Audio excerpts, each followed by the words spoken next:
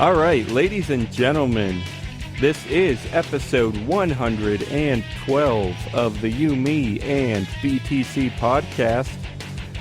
Man, that's a lot of episodes. Glad to have you here with us. I am Daniel Brown, and I'm here with Tim Baker. Yeah, I'm not the Dan Brown that you might think of who wrote the Da Vinci Code or whatever. Everyone's like, oh, it's that dude. You write about Catholic conspiracies, right? I'm the Catholic Bitcoiner. That's going to be my new handle. Nope, sorry, that's not me. But we also have a super special guest host with us today, Mr. Robert Genito, the CEO of wallofcoins.com. Mr. Genito, how's it going today? Not bad. I don't know what to say. I'm excited. That's great. I'm excited too. It's going to be a you know it. Every episode here is casual. We talk about whatever the fuck we want, whenever the fuck we want.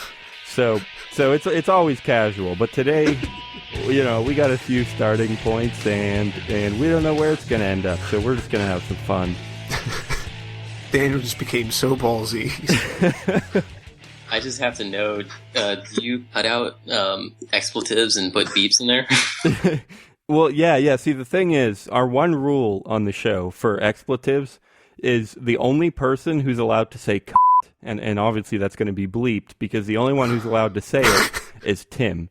So anytime John or I says it has to be bleeped because that's profanity. But if Tim says it, it's okay. Is that like a... I had no part in this. It just started... I said it once, and then ever since they like to say it and then just bleep it out post production. Or no, not post production. I don't know why I tried to sound like I knew what you guys did. No, that's right. Post production. That's what it's called. So man, because so bad. When Wall of Coins got released for Canada, like I always have these things that I really want to do, and I just always just hear back that like, hey, it's not a good idea. Like using Mr. Burns from The Simpsons, using Mr. Burns like image for Wall of Coins is like, no, it's not going to be a good idea. Oh, that would have been that great. will not sell well to people. That would have been excellent. Well, for Wall of Coins Canada, I so wanted to do a Terrence and Phillip kind of, introduction, like, oh, hey guy, hey buddy, how's it?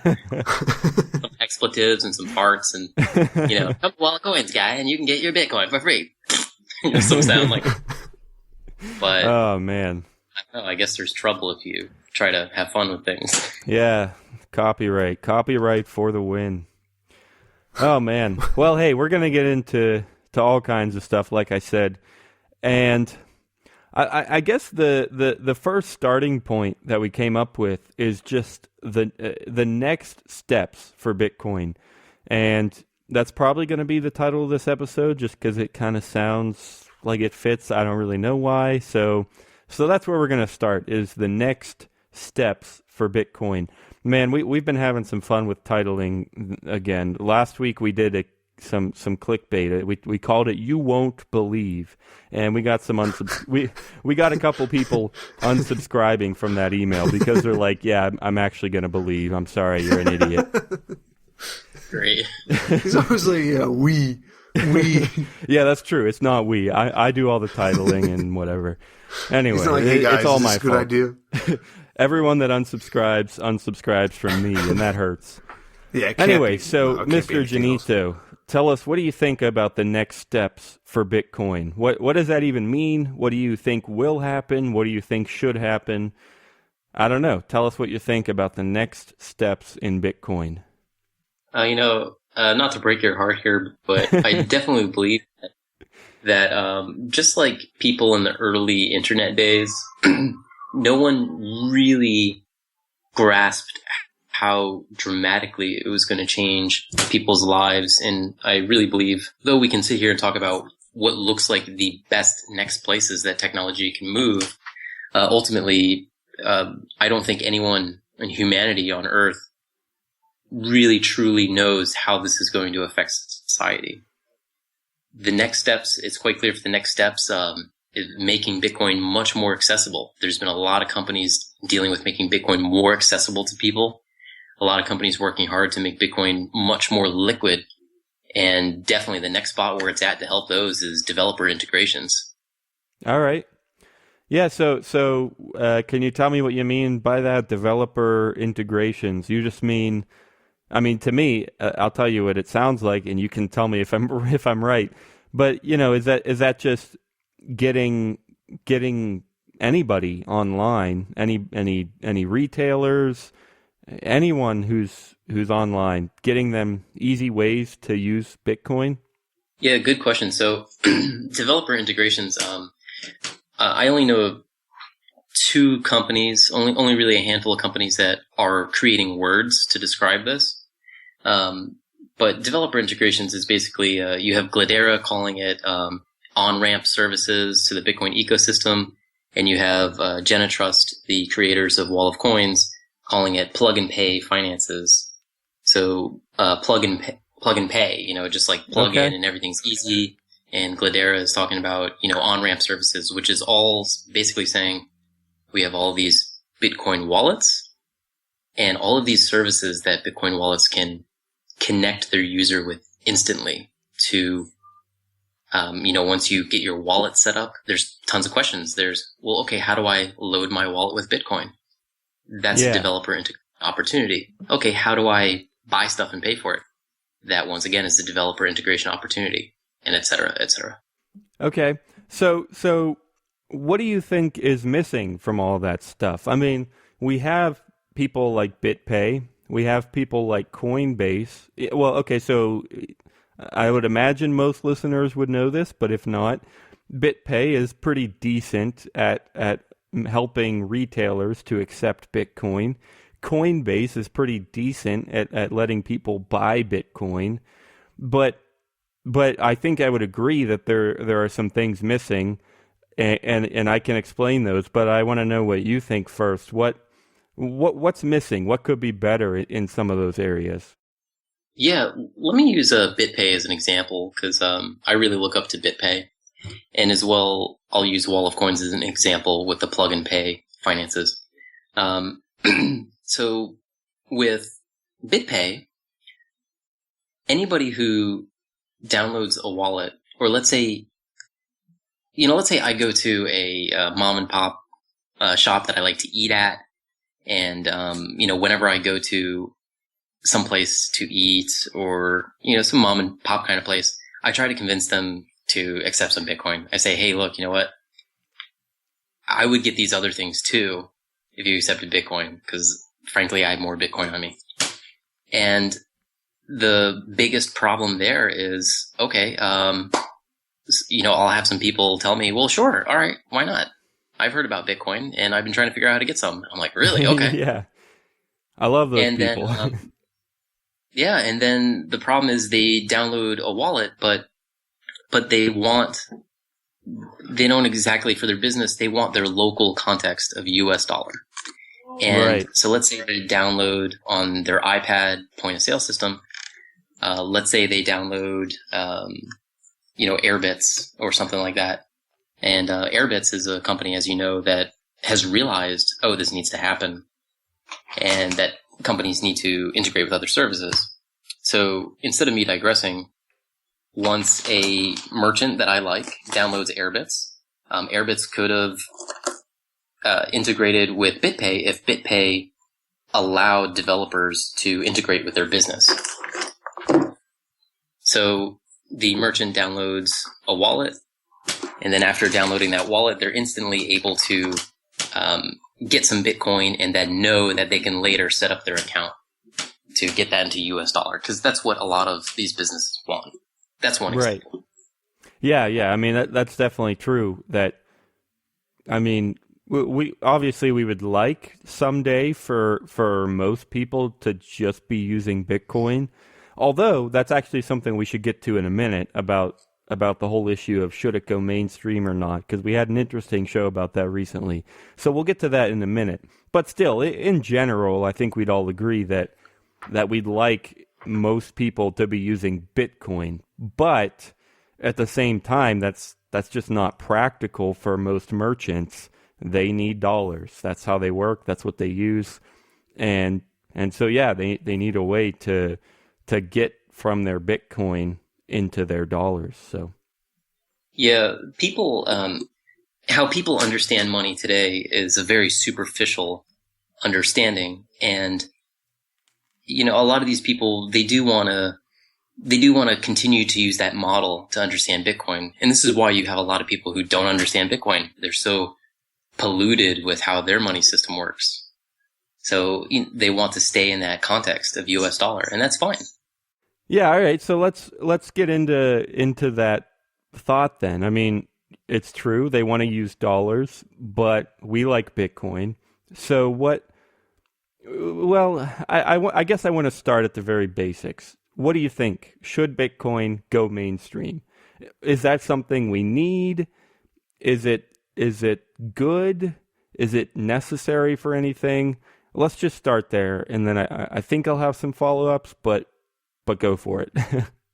Yeah. So what does Bitcoin going mainstream really mean? I mean, I think it means the fact that people are accepting that it's part of their life, or it's part of their, quote, developed nation's, unquote, life. Is that kind of what you guys mean by Bitcoin going mainstream?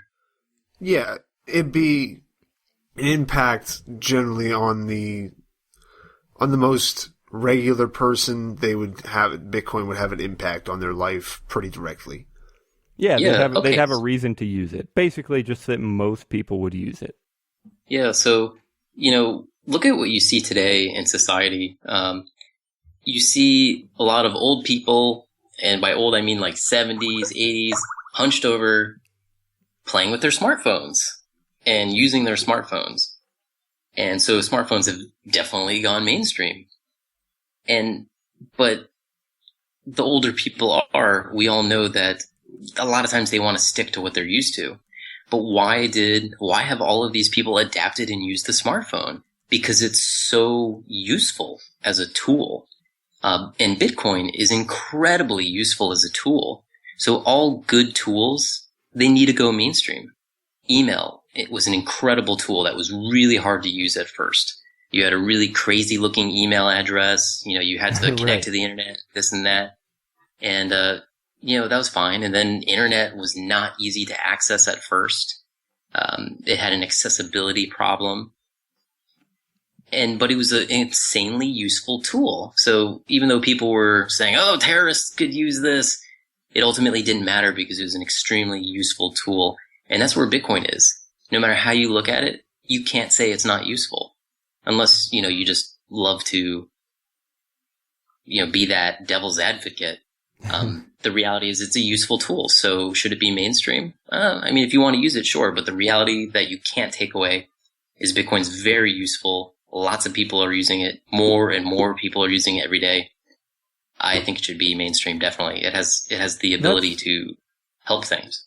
Okay, that's interesting to me because, the issue we had before when we kind of talked about this, I don't know if it was an issue, but something we just talked about is that, we would like Bitcoin to be mainstream. We would like everyone to use it, but we don't want to sacrifice things like privacy and anonymity and transparency if you want it. I mean, it's kind of the opposite of anonymity, but those are both great things in Bitcoin. Things like that. We wouldn't want to sacrifice those benefits just to get mainstream. But the good news is you don't have to sacrifice those things. Right. That's Right. kind of what I picked up from what you were just saying, and I think I would agree is that it's not that we don't have to make it go mainstream. We don't have to make sacrifices for it to go mainstream. Hopefully what we expect is that it's going to be so that privacy, that anonymity, all those benefits are going to be so great that it just will become mainstream. So it's not so much that we have to make it go mainstream. We just hope that it will because we think it's that great. Does that track? The general population isn't interested in anonymity, though. Like that. That's okay, I know, but because I know, like, it's not necessary for Bitcoin to grow, but because of it not being a main driving force for it to get picked up by more people, that's not going to be developed. And it most likely wouldn't keep up with the scale of it at that point, what it is now. Yeah. Yeah, I think for the people who are really concerned with, being as anonymous as possible, I would imagine that they would probably use other technologies or use other technologies along with Bitcoin itself. Or in a world where, and I've tried visualizing this, in a world where everyone uses Bitcoin and let's say centralized internet services have realized like, okay, we've kind of made the world difficult to work with as far as who is who, because everybody has access to everybody's information. Yeah. This is leaked, that's leaked. So, ultimately it's like, we can't trust identity, but we can trust contact. We can trust that this phone number should get me to this person. So in a world like that, where identity is a less important item, and maybe phone numbers are a more important item, or contacts are a more important form of item, I really believe you could have this anonymity that people talk about, but you just can't have it when every service in the world just asks you for all of your information and requires that. And most services don't require you to have, your entire name and date of birth and etc. What do you mean with services? Good question. Services like if you're using Uber, the only reason why Uber wants to know your name is they don't. They just want to know the name of the credit card. Yeah. Yeah, I think I've used it once and it was pretty easy to set up. I haven't used it since, but you're right. I hadn't really thought about that. Ultimately, if you have a credit card, a credit card can be considered a form of identity. It is something that banks will accept as a form of identity. If you have that at some account and then you use Bitcoin with that, okay, so now you have a possible identity connection. Yeah, that's actually a pretty good point. I mean, most people or services that are online, if it's like an online game, if it's like Amazon, I mean, Amazon doesn't care what your name is. They just ask because they need it for the credit card. Or an online game that you're subscribing to, they don't care who the hell you are. They just, the only reason they might betray your privacy is because of payments, because of credit cards.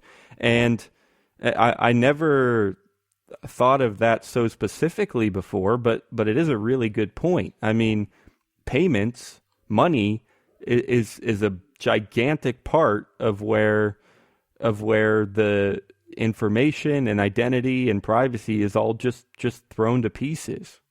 Yeah. Good point compiling that together. Not that I had pointed any fingers, but it kind of makes sense that identity or privacy has kind of been hacked apart, or privacy has been a concern, is really because of how people insist on using a form of payment that wasn't meant for the internet. Right. Yeah, it's interesting. And like we said, we hope that people find value in Bitcoin. We hope that people can avoid those kind of,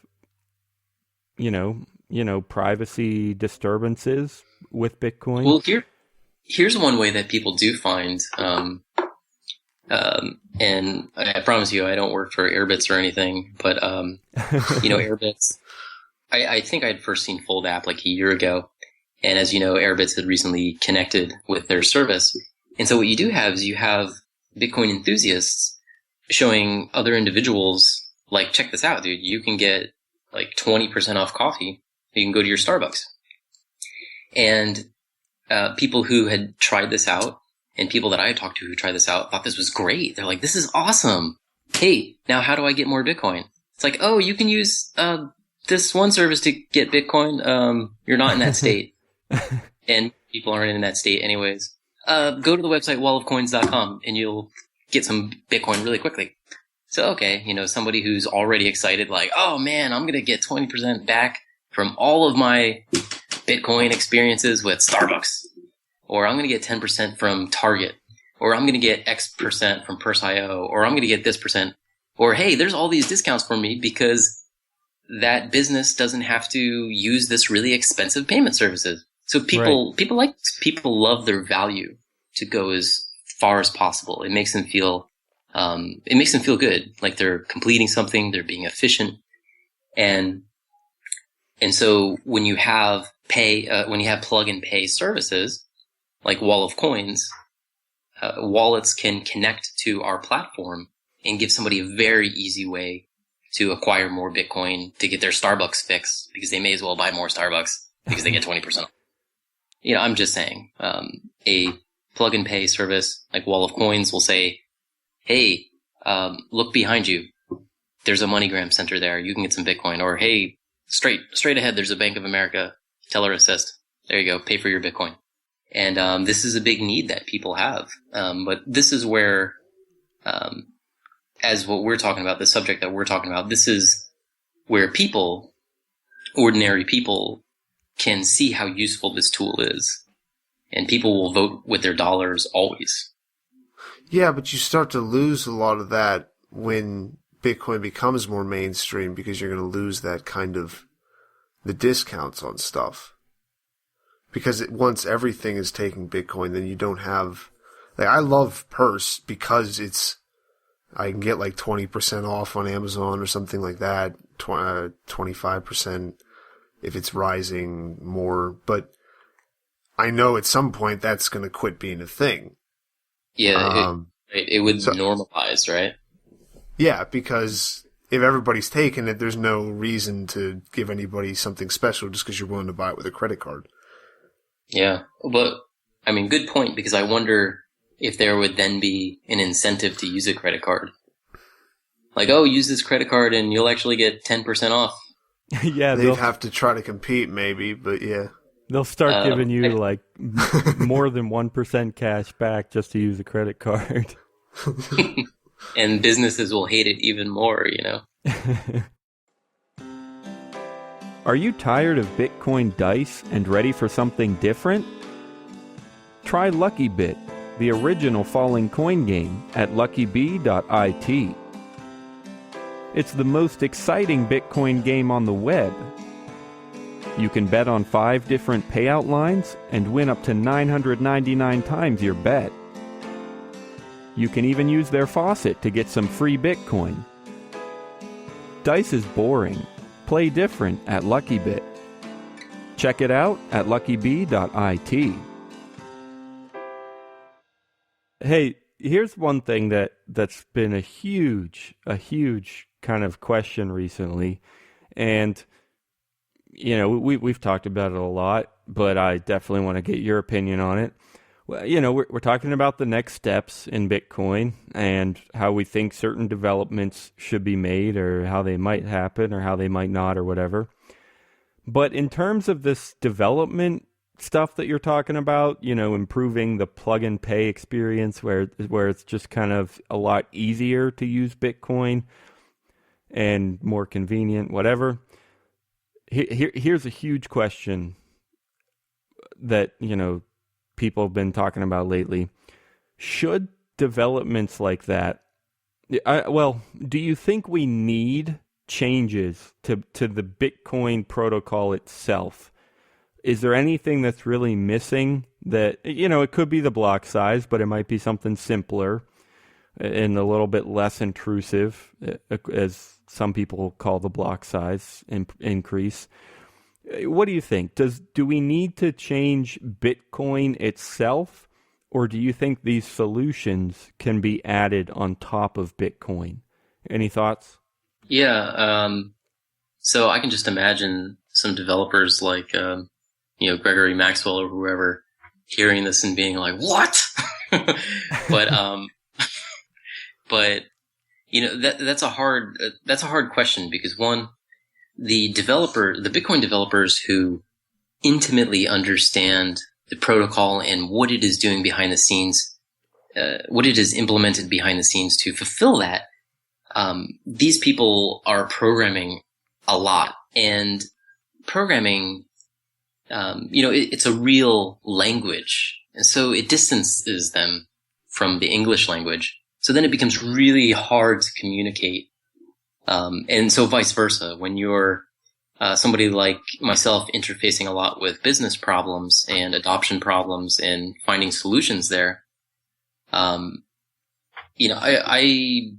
understand both of them to a degree, but generally, I really don't believe there are any significant changes that need to be done with the Bitcoin protocol. I think I'm with you there. I mean, as many Bitcoiners, famous Bitcoiners have said, it's an experiment, and we've seen where that experiment has gone over more than 6 years. I'm trying to think of what year it is now. 7 years, something like that. And 2009, yeah.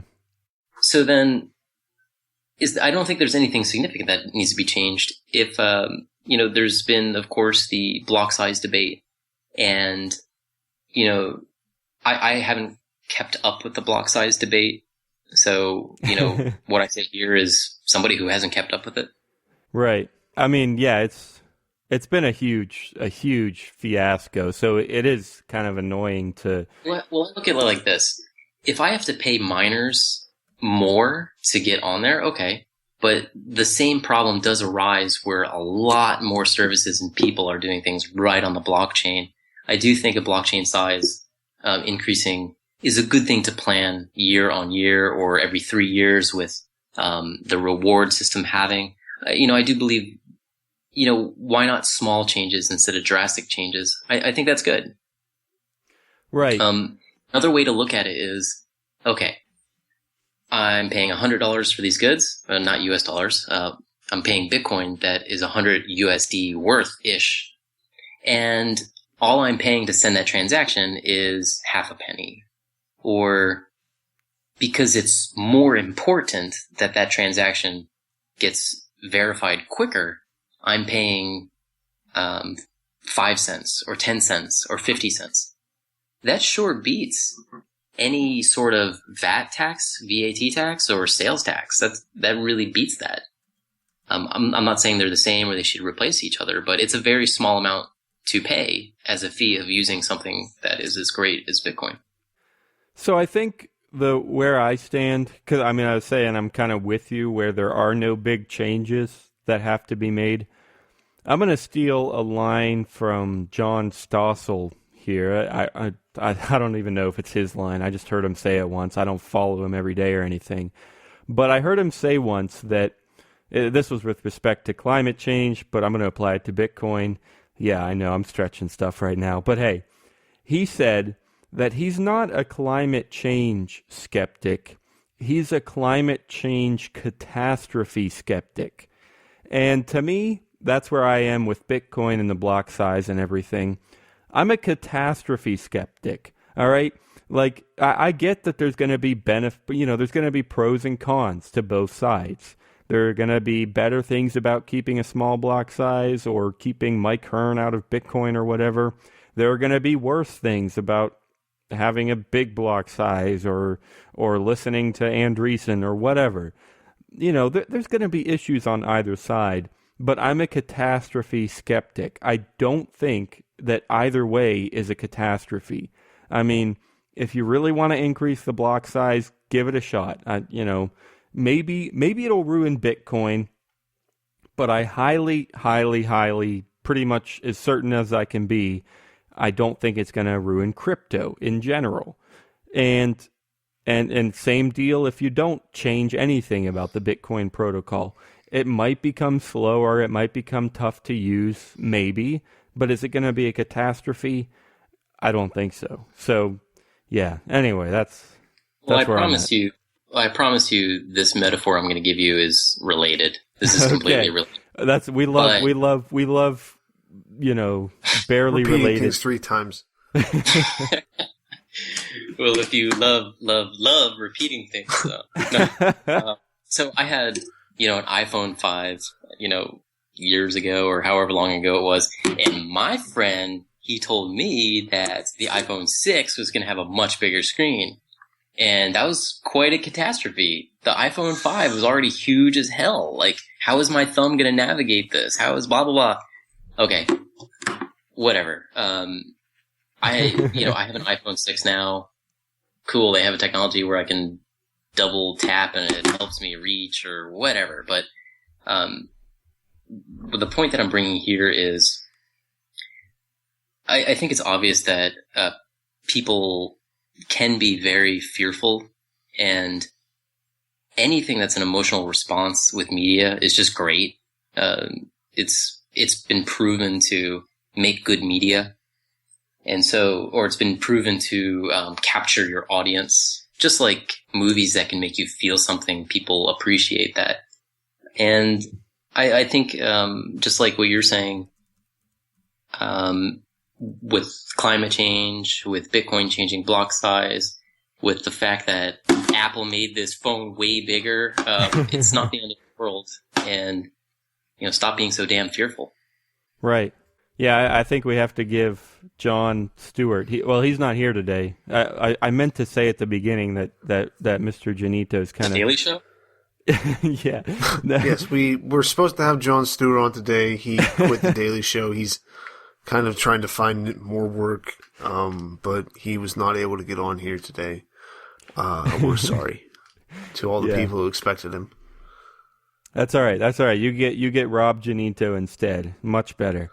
No, I do want to give John Stewart some credit for some thoughts like these too. I mean, he's been saying for episodes and episodes now that, it's like, guys, it's not that big a deal. Just chill out. Who cares what happens? He's like, I remember him saying once how like he thinks people are more resilient than we give ourselves credit for, and we freak out about stuff, but we should be saying it's not that big a deal.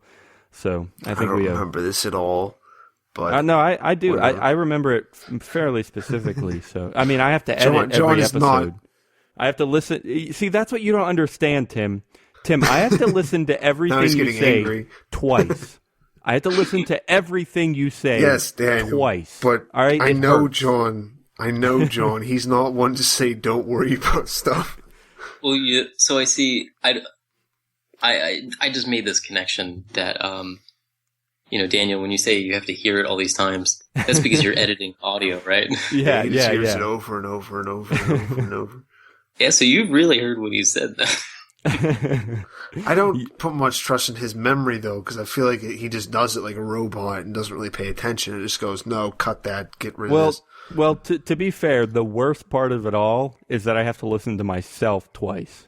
That's a painful experience. Like, why did I say that? So, I remember, John and, how do you say it? I'm not good at remembering exact words or exact this, but I always remember the emotion. So sometimes I have to tell somebody the emotion, and they're like, okay, I think I'm following you, Robert. and the emotion that I remember from John is almost like this emotion of somebody deeply sighing, like, yes. Yeah, that is. Yeah. You know what? I can see that. That's him. Like, just relax. You're driving me crazy. Yeah, I mean, every time, and again, this is my editing experience, that this all comes through. Every time he's thinking about what to say, that's exactly what he does. He's just like, guys, come on, like, I just don't think that's right. I don't know. Part of the episode title could be, the topics today were the next steps of Bitcoin and John Stewart and something else. Yeah, that's good. Yeah, we'll have to tell him. He'll have to listen and he'll have to listen to us at least once. So maybe. Oh man. Well, hey, I want to talk before we wrap up. One thing I think we got to hit is kind of what you think about the morals and the values of Bitcoin. But actually, I'm going to turn it over to Tim for that. What do you think about the morals and the values of Bitcoin, Tim? And what do you think Robert thinks? First, I just want to congratulate you for that transition there, Daniel. That was just an amazing feat right there, because I had no idea how to do it. Are you being serious?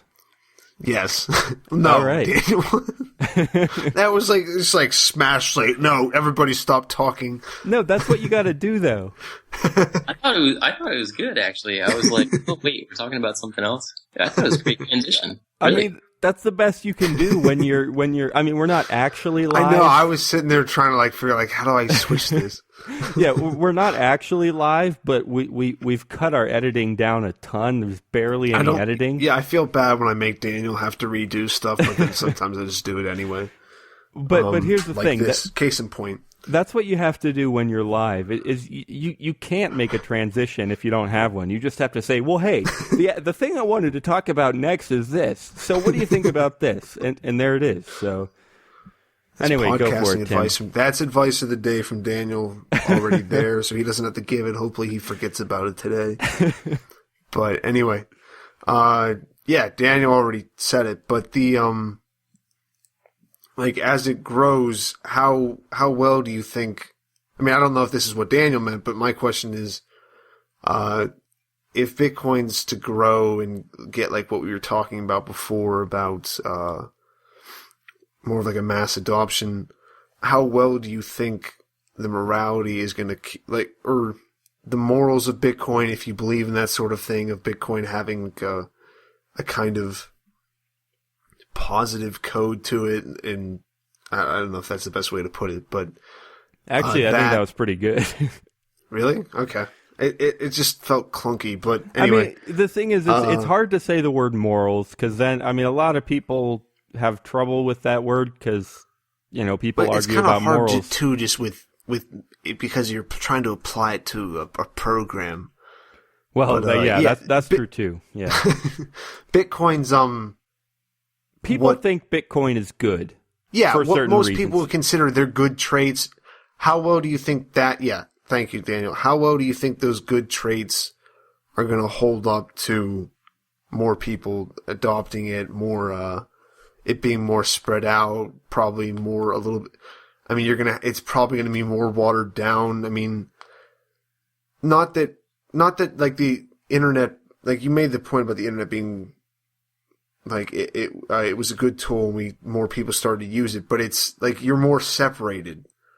We're more separated from the internet. So how well do you think that's going to hold up with Bitcoin if it's taken on by more people? So, it's like, let's take it back like this. The white paper for Bitcoin, while it, mentioned the intentions of Bitcoin and the functionality and how it would accomplish what it was doing,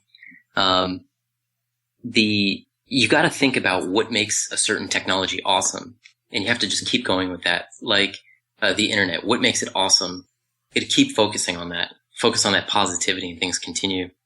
Like with Bitcoin, the really cool part about Bitcoin that makes it work. I mean, there's so many cool parts, but one thing that you could call as a moral or a value of Bitcoin is transparency.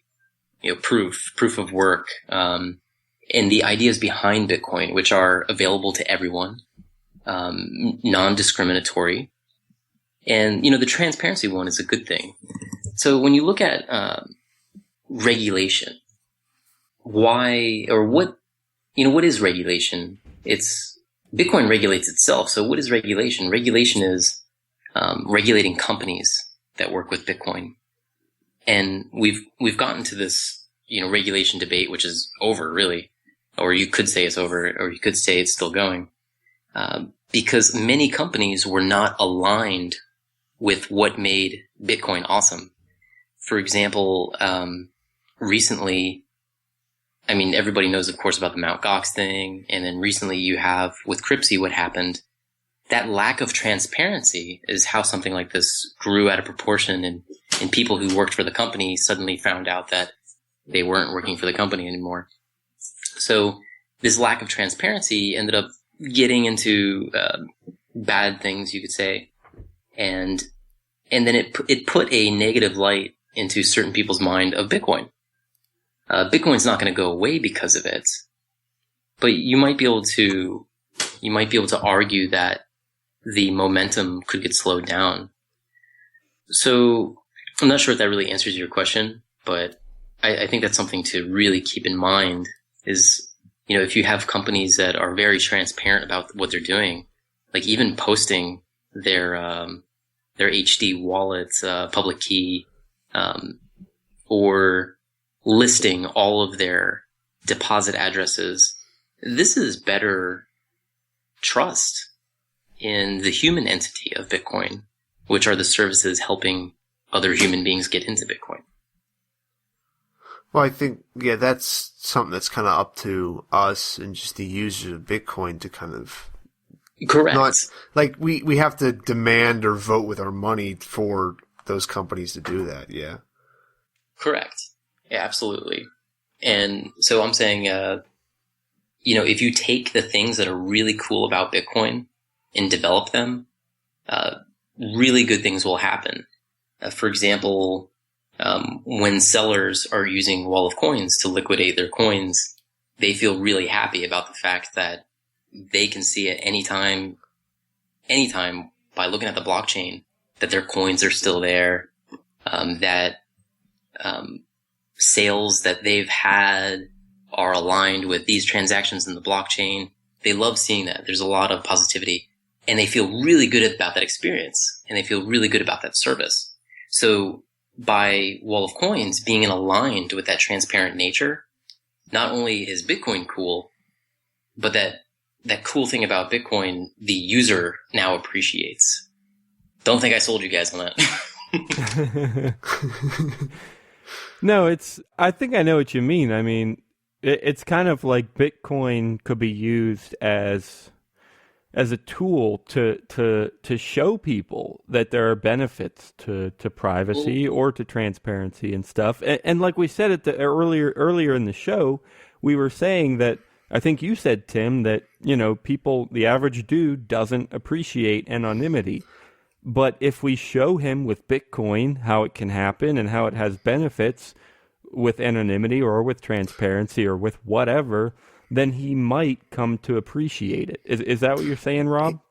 Well, I'm also saying, that's part of it. There's really a lot to this. There's a lot of maturity to this. Let me give you another example. So with Bitcoin, it's available to everybody. Bitcoin doesn't say to you, oh, hey, can you give me your government issued ID? Because I need this in order to execute this code. That's not the case. So you do have services, for example, that insist on allowing people to get Bitcoin by paying with a credit card. And this is very helpful for all of us because we understand the whole credit card transaction thing, or at least we understand how to interface with it. On the business end, that's not possible without knowing every detail about somebody, because you're a company that doesn't want to get screwed by a chargeback. So in cases with services that do allow you to buy Bitcoin with an ACH transaction or credit card, there are people who use it and it's fine. It just opens the person back up for problems with identity theft, problems with people accessing their Coinbase account or whatever account because they know they've gotten a hold of this identity information from hacking the person's email account or whatever. So that's not a great user experience in the end for the people who run into those unfortunate situations. However, services can be different. There are many cash-based services. They limit their risk by only accepting cash-type transactions. Many of these services do have, security measures in place to make sure that they're getting cash from, the person who says that they're paying them. And this does create a better opportunity for people. People can get Bitcoins immediately. They can get Bitcoins very quickly, and they don't have to jump through identity hoops. They don't have to, prove that they're a citizen of Earth. They just give cash and they got Bitcoin. I may have jumped all over the place. So if you guys did that and can condense it, yeah. Yeah, no, it's. I don't know. You're right. It's weird. Tough questions. When you liquidate Bitcoin, what's awesome about Bitcoin is it's like instant with everything. Not instant, but it's very quick. And when you pay somebody, they've been paid. there's no question about it. Most of the time. Yeah, the problems are so infinitesimally small. So what you run into is, okay, I have Bitcoin, and let's say I want cash. I don't want cash from an ACH transaction 6 days later. How about give me a solution that's just as kick-ass as Bitcoin? Get me the cash context, my fiat, because, I need to pay for something or whatever. Give me that right away. Don't give me that 3 days later. Don't give me that 6 days later, because that's not as cool as Bitcoin. These are ways that services can make their service much better, is forgetting what they know about the current model of financing and just try to be more aligned with what Bitcoin is making possible. Yeah. And make that possible for the user. Make it faster. Make it more complete. Yep. So, hey, it's been great having you here, Robert. I want to thank you for joining us, and I want to ask, before we wrap up, I'm going to ask for, well, we do every week, we do our advice of the week, and I already gave mine. I think Tim said it was mine. I don't even remember what it was, which you said I might not remember, Tim. I don't know, but whatever, it's in there somewhere. But here's the thing. I know, Robert, your advice is going to be to check out Wall of Coins, or it should be, even if that's not what you were going to say. It's some good advice. So how can people do that? Where should they find you, follow you, keep track of you? Go for it. Well, I mean, I know there's a link on your site, yumiandbtc.com on the top right. It says buy Bitcoins with cash. That's cool. But that's true. That's true. Check that out. When it comes to Bitcoin, this is my total advice for anyone who is somebody who has Bitcoin. When you go out to eat, or you take somebody out on a date, go out to eat, you're paying the waitress or the waiter, tip them in Bitcoin and insist to tip them in Bitcoin. You're not being a jerk by doing that. You are giving them a useful way for them to spend money, and you're helping bring more people into the Bitcoin ecosystem. I was keeping track of it when I was in San Francisco and also when I was in Sarasota. And in a month, it was like 30 people that, because I went out to eat like crazy. The whole point of this, it was more than 30. It was 30 in like 2 weeks. Not 2 weeks, like 2 to 3 weeks. And so, I even in front of Aaron Voisine, the creator of Breadwalk, I did this in front of him and he was amazed. He said, yeah, offer to pay them in Bitcoin or tell them, hey, I want to tip you. Well, yeah, I hope you tip me. I'm your waitress, but you tip them and you tell them that you're going to tip them in Bitcoin. They pull out their phone, or you tell them, go on in the back and, download Bitcoin wallet for your Android phone. When you come out here, I'll pay you. And waiters, waitresses, they're very receptive to this. They'll do it. They're not going to look at you like, dude, you asked, just give me cash. It's a tip. It's gratuity. Yeah. And out of everybody I've tipped, everyone has accepted this to me, except 2 people. One was just very rude and, here, let me teach you how to write in a tip and sign your name at the bottom. I was like, cool, I'll write a 0 and I'll write my name. I didn't say that. But the other person said my phone died. And I ended up going back there and getting her as a waitress. She's like, oh, hey, you're that guy that had like that electric payment thing. Yeah, I mean, regardless, whether for better or worse, you do become the Bitcoin guy to both the waitress and the date you took. Yeah, and by the way, that waitress, I did tip her that time, and I tipped her twice. Because, yeah, her phone really was dead. You usually say, oh, my phone's dead. And then when they find out that that's the only way they're going to get tipped, suddenly they have 10% charge. Yeah, well, I gotta... wait, I might have a little bit left. I gotta be honest, that surprises me a little, but that they'd be so interested and receptive. But I'm so glad it's the case. I mean, that is a little bit surprising for the general waiting population. Like I'm part of it. That's just what I mean. Like I'm around those people. I know they're kind of bad sometimes. Like they can be some cunts sometimes. Wow, I had to throw it in this time. I mean, it was like at first I'm a shy person by nature, actually, and it was kind of awkward at first, but I was like, you know what? I'm out here in San Fran. I don't feel like making any of my food or anything. I'm just going to eat out. Maybe I can just continue this. And it got easier. And a lot of people were very open to it. They had questions. They were curious. Some people were like, oh, that's that drug currency. Or some people were like, oh, you know what? I heard like this is the next thing in the future. And it's like, awesome. Let me try it. You know, and one guy at a barbecue place when I was eating barbecue kind of food was just like, you know what?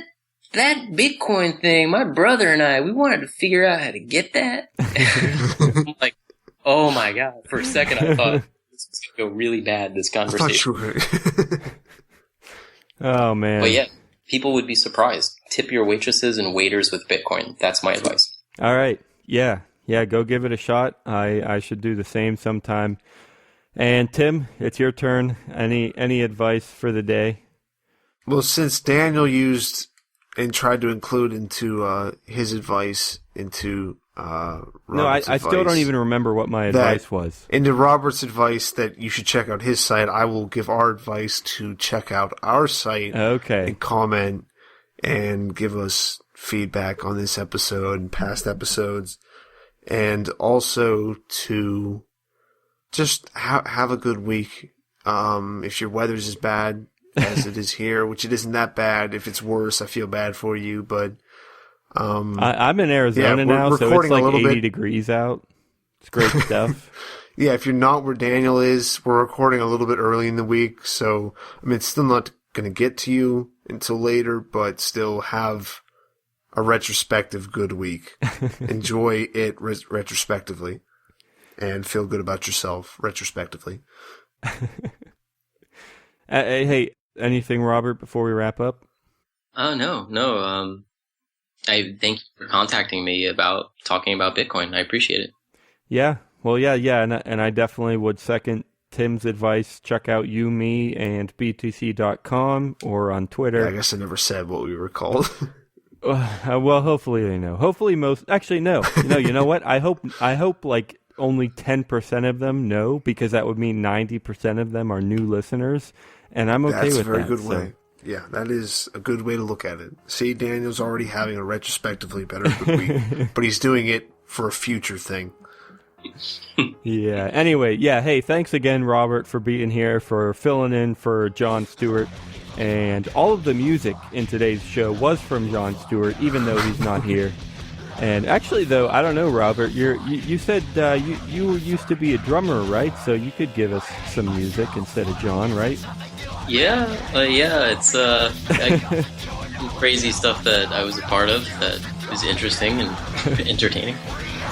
All right, well, I don't know whose music is going to be playing right now as we close the show. It'll be either Robert's or John's, so either way, it'll be great. Thanks for being here. It'll just be a bunch of blast beats and stuff. Me, and BTC.com, and tune in next Thursday for another great show. Peace, guys. Yeah. Bye-bye, everybody.